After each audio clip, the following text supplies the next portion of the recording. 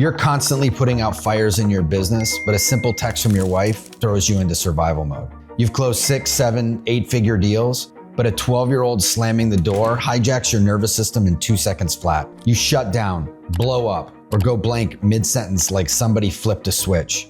You're running on outdated software, survival code from a childhood you spent decades trying to outperform. My name's Ryan Suave. I'm a trauma and addiction therapist, and after 10,000 hours of clinical experience, I've learned this. Real change comes down to 3 lessons that most men never learn. Let me show you what they are.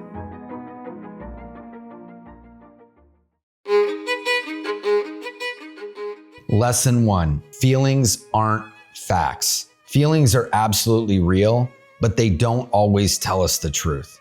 So many people that I'll work with will come to me and say, I'm just not feeling this way about my relationship, or I'm just not feeling this way about my kids. They're driven by their feelings, by an emotional state.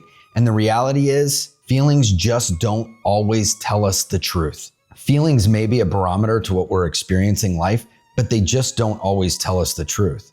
Living a life guided by feelings will have people moving around all of the time. When they feel good, they'll keep going. And the moment they feel bad, they'll turn, they'll avoid the situation. And then they seek feeling good and resist feeling bad. And this just isn't a very powerful way to live. It's actually hedonistic. And oftentimes these emotions or feelings that we're experiencing are not what's actually happening in the moment. They're an imprint of something that's happened in the past, and I'm sensing this experience is similar, and so I start to feel that way. Our feelings are also a set of experiences that we're having in our body. Sadness isn't really just sadness. We call them feelings because we feel them. It's how I'm experiencing it in my body. Maybe it's a heaviness in my stomach, a tightness in my face, some heat in my chest. And these feelings are like weather patterns. They come through us and they move, and they can be impacted by so many things that aren't about the situation that we're experiencing. It could be that we're tired. It could be that we're hungry. It could be that we've spent time alone. It could be that we're all alone and our perception is not really great about what's happening. We can't always control when they're coming or what's coming. When we can build ourselves in a way that we can experience whatever feeling comes, then when it comes, we don't have to be guided solely by our feelings. We can have a life that we choose to live by our commitments and our principles rather than just something that we're feeling in every given moment. I'm married, and my wife is the most important person in my life. Our relationship is even more important than me being a father, because how we are as a couple impacts how we raise our children. And so I hold that relationship as sacred. And we made a commitment, and I have a ring. And this ring reminds me of the commitment we made to be together in sickness and health, for richer or poor. And all that we said, all of these declarations that we made, it doesn't mean it's always going to be richer. We need to remember that commitment when we're not feeling about each other in the way that maybe we felt the first time we saw each other.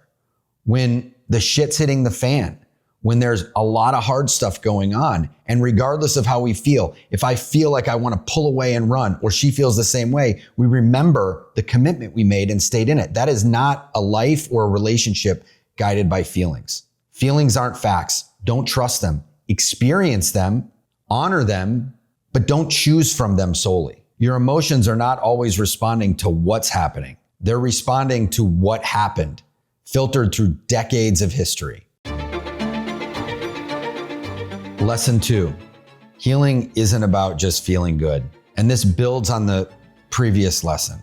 I always talk to my clients when they come to me that most of what we're doing is not about learning how to feel good. It's actually about learning how to feel bad, to be able to build a distress tolerance and an emotional resilience that we can experience anything. If I am triggered by something that my wife says, or that my children do, or that somebody in the world does, I don't have to automatically go into reaction.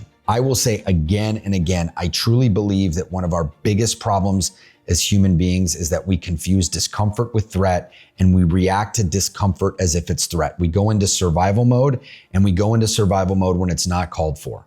We will go into this reaction versus a response.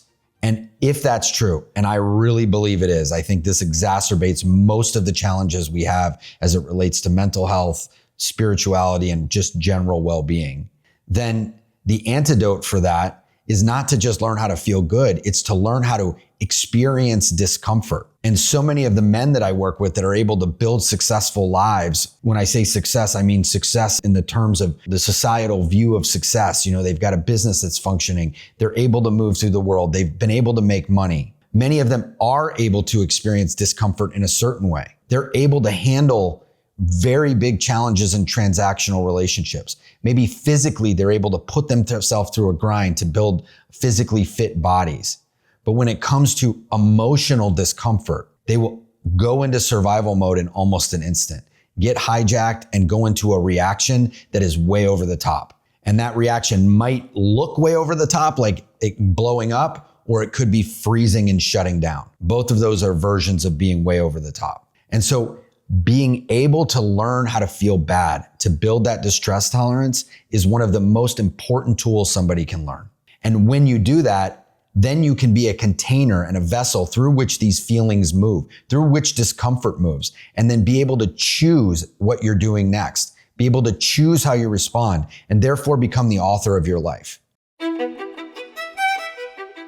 Lesson 3, stop running and get still.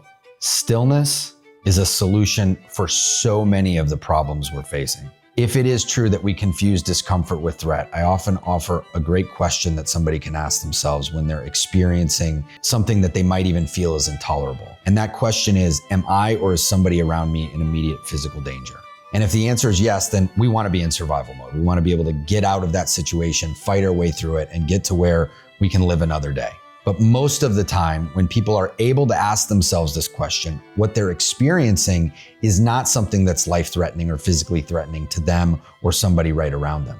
It's something that is really uncomfortable. And if it is something that is not life-threatening, it can wait 45 seconds, 45 minutes, maybe a day. And in that period, you can get still. When we're in a reaction, we become myopic. We start looking for the way out, the way to fight through it, and we're just trying to move. The antidote to that is stillness.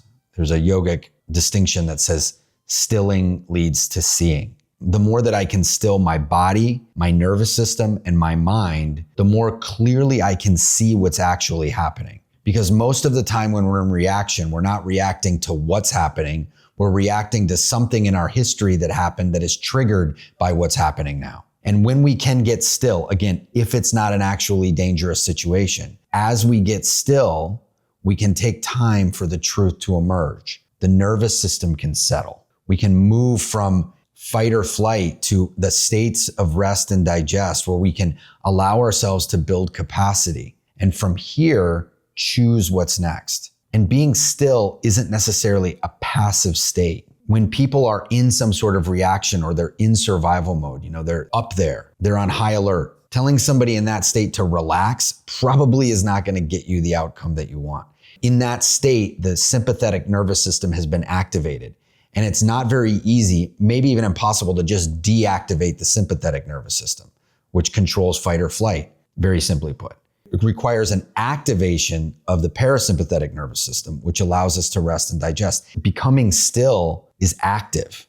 And the more that we can still, as I said, the easier that we can see. You won't find peace in motion, only in stillness. But stopping for some people feels like death. They're looking for the answer to solve everything that's going on, all of the causes and circumstances and conditions of their life. One of my teachers always talks about the waves on the ocean. When we see the top of the ocean and it's a rough seas, we're seeing all of these waves crash into each other. That even violent torrential movement on the surface is also connected to the stillness of the depths way below, thousands of feet below. And that's the same for us, that when we're interacting with the causes and conditions of our lives that might have us in some state of reaction, we're also connected to the still state that we truly are and who we can truly be. And when we can stop running and get still, life begins to change because we become the author